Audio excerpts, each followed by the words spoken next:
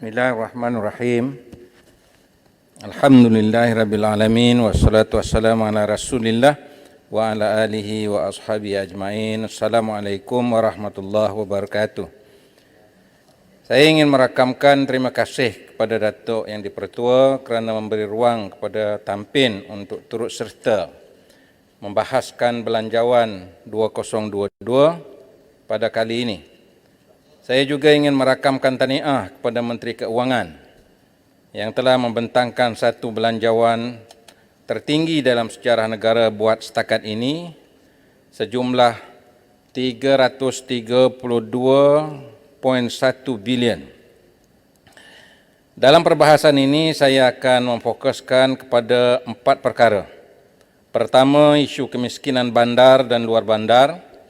Kedua, isu pengangguran dalam kalangan belia tercicir. Ketiga, isu pendidikan. Dan keempat, isu pentadbiran yang baik. Datuk Yang di-Pertua, keempat-empat isu tersebut perlu diketengahkan dan mendapat perhatian serta pertimbangan yang sewajarnya dari kerajaan keluarga Malaysia. Slogan yang sedap diungkapkan namun belum pasti keindahan, kecantikan dan keharmonian pelaksanaannya dapat diterjemahkan. Perkara yang saya sentuh ini perlu dilihat secara serius menjadi tanggungjawab kerajaan untuk diambil tindakan yang sewajarnya dan diselesaikan dalam masa yang singkat dan terdekat. Belanjawan yang begitu besar sekiranya tidak diurus dengan baik, kita khawatir apa yang berlaku terhadap belanjawan lepas yang telah mendapat teguran yang serius daripada Ketua Audit Negara kerana berlaku ketirisan, kegagalan dan kecuaian pelaksanaannya. Pelaksanaan belanjawan ini perlu dicermati dan dikendalikan dengan baik. Kita berharap kerajaan cakna dan serius menangani masalah ketirisan, kebocoran dan penyelewengan dalam perbelanjaan keuangan negara. Kemiskinan ialah isu yang berterusan, saban tahun diketengahkan dan dibangkitkan oleh ramai pihak. Malahan ia menjadi agenda utama setiap perbentangan belanjawan negara. Kita semua sedia maklum kemiskinan bukan sahaja terjadi di luar bandar, tetapi juga berlaku di bandar.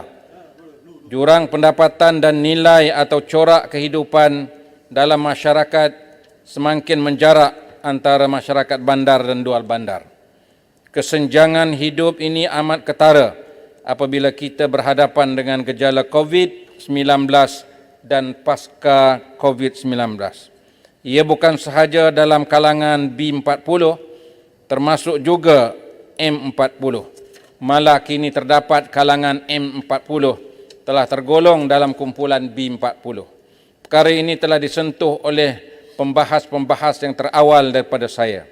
Datuk Yang di-Pertua, sekalipun telah banyak usaha dilakukan, namun masih ramai masyarakat bandar dan luar bandar amat terkesan dalam menyelesaikan masalah keperluan asas mereka. Mereka tidak mempunyai rumah sendiri. Mereka terpaksa tinggal menumpang di rumah keluarga. Mereka tidak mempunyai pendapatan tetap. Mereka tidak mempunyai pekerjaan yang boleh membantu diri dan keluarga dan tidak mampu bersaing dengan orang lain. Fenomena ini akan berterusan kalau tidak ditangani dengan baik. Cuba kita bayangkan apa yang akan berlaku di mana mereka akan kekal dengan kehidupan yang sedia ada dan tidak mampu untuk bangun seperti masyarakat lain. Saya ingin bertanya kepada Kementerian Pembangunan Luar Bandar, Kementerian Sumber Manusia, Kementerian Pertanian dan Industri Makanan, dan Kementerian Perumahan dan Kerajaan Tempatan. Apakah strategi yang telah dan akan dilaksanakan oleh kementerian yang saya sebutkan tadi dalam memastikan setiap keluarga Malaysia mempunyai rumah sendiri? Bagaimana rangka kerja kementerian memastikan golongan ini mendapat dan mempunyai pekerjaan yang boleh membangunkan diri dan keluarga mereka masing-masing? Apakah usaha kementerian dalam melestari kehidupan masyarakat dan menangani permasalahan yang Tampin bangkitkan agar kesejahteraan hidup bersama dapat dicapai di semua peringkat masyarakat. Tampin juga menyentuh isu pengangguran kumpulan belia di bandar dan di luar bandar, khususnya belia remaja yang tidak mampu atau tidak layak melanjutkan pelajaran di institusi pengajian tinggi awam ataupun swasta. Mereka ini telah tercicir daripada arus perdana pendidikan negara. Hampir 62,446 pelajar SPM 2020 gagal mendapat sijil SPM. Kumpulan ini mesti diambil perhatian dengan serius. Sekiranya tidak, ia akan memberi kesan kepada pembangunan negara. Mereka juga wajar dilibat sama untuk membangunkan negara dan turut serta hidup bersama dengan warga negara lain sebagai sebuah keluarga Malaysia. Persoalannya, apakah strategi yang dilakukan oleh kerajaan dalam menatang mereka agar sama-sama menikmati kehidupan dalam keluarga Malaysia yang seimbang dan sedarjat? Saya ingin bertanya, apakah perancangan Kementerian Pertanian dan Industri Makanan, Kementerian Belia dan Sukan, Kementerian Sumber Manusia dan kementerian yang bertanggungjawab dalam membangunkan keusahawanan, juga Kementerian Luar Bandar dalam menangani gulungan tersebut lebih sistematik dan komprehensif? Bagaimana ia dilaksanakan? Sejauh mana golongan ini telah dilibatkan dalam membangunkan diri dan keluarga mereka? Dan sejauh mana golongan ini telah diambil perhatian yang sepatutnya dilakukan? Datuk Yang di-Pertua, Kementerian Pendidikan mendapat peruntukan yang besar dalam belanjawan kali ini. Kita berharap dengan peruntukan yang sedemikian, ia boleh menyelesaikan sedikit sebanyak masalah yang telah lama dihadapi yang belum dapat diselesaikan oleh kementerian dalam pembaikan fizikal sekolah daif, khususnya sekolah luar bandar, sekolah di Sabah dan Sarawak. Kita ingin melihat keadaan sekolah yang daif ini dapat dinaikkan taraf sama dengan sekolah yang dinikmati oleh sekolah-sekolah yang telah lama mendapat kemudahan dan struktur bangunan yang baik dan canggih. Dengan peruntukan ini juga memastikan kebajikan warga pendidik seperti guru, murid dan kaki tangan lain dapat diselesaikan dengan baik dan sempurna, seperti isu pengajaran dan pembelajaran dapat diatasi secara tuntas. Kita tidak mahu lagi mendengar keluhan daripada tenaga pendidik berkaitan dengan beban tugas yang tidak sepatutnya dilakukan, menggunakan pendapatan sendiri untuk kegiatan pendidikan. Kebajikan pelajar, kemudahan pembelajaran, keselesaan belajar pelajar dapat diselesaikan dan bebanan ibu bapa dapat dikurangkan. Kita mahu jaminan yang tuntas daripada kementerian dapat diselesaikan, bukan hanya sekadar jawapan dalam perancangan dan juga pertimbangan. Datuk Yang di-Pertua, harta negara mesti diurus dengan baik, dengan penuh integriti. Kerajaan mesti ada komitmen politik yang kuat untuk menghentikan sebarang bentuk penyelewengan dan salah guna kuasa. Perbelanjaan negara mesti dikendalikan dengan cermat dan teliti.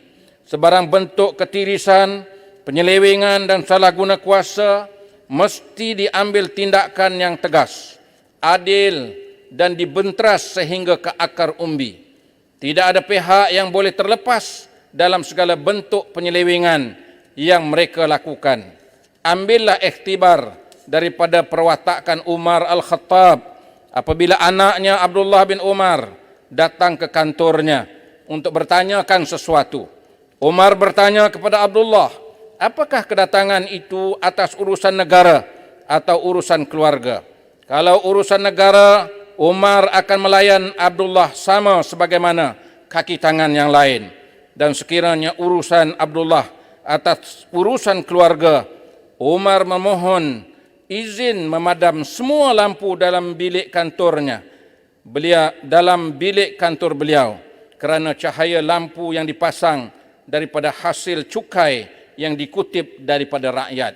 Begitulah tegas dan juga integriti yang ditunjulkan oleh Khalifah Amirul Mukminin. Saya ingin mendapat kepastian dan komitmen yang tinggi daripada kerajaan. Apakah jaminan kerajaan dalam memastikan tidak akan berlaku sebarang bentuk ketirisan dan penyelewengan agar dapat diberhentikan dengan tegas dan tuntas dalam kita melaksanakan tugas dan tanggungjawab dan mengendalikan urusan belanjawan negara.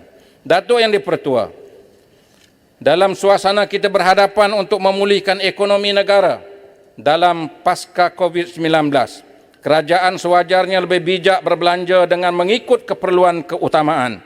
Kerajaan lebih mahir dan faham dalam menangani masalah ini.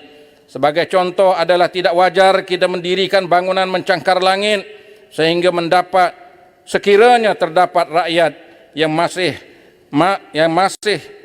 masih tidak mampu memenuhi keperluan hidup seperti rumah kediaman untuk tinggal, pakaian yang baik, makanan dan minum seharian yang tidak mencukupi. Kekayaan negara harus diagih dengan wajar. Kekayaan negara harus dinikmati dan dikongsi bersama. Kekayaan negara tidak wajar dibolot oleh segelintir individu dalam negara. Pastikanlah kekayaan negara dinikmati bersama oleh keluarga Malaysia keseluruhannya tanpa mengenal batas bangsa, sempadan negeri dan juga agama. Datuk Yang di-Pertua, Tampin menuntut agar kerajaan keluarga Malaysia akan betul-betul menjadi satu realiti yang bermakna. Kita bukan sahaja mencipta satu slogan mudah diungkap, sedap didengar, tetapi tidak mampu menerjemahkannya dalam realiti kehidupan masyarakat seharian. Kerajaan keluarga Malaysia mesti mempunyai asas dan dasar yang dapat difahami oleh seluruh rakyat secara jelas dan mendasar. Kita tidak mahu kerajaan keluarga Malaysia hanya dilihat sebagai slogan meraih simpati sekiranya ia tidak dapat difahami oleh rakyat, malah masih terdapat sentimen kaum dan agama berkumandang mendasari dan bermain melatari bicara ahli-ahli dan parti-parti politik untuk meraih sokongan.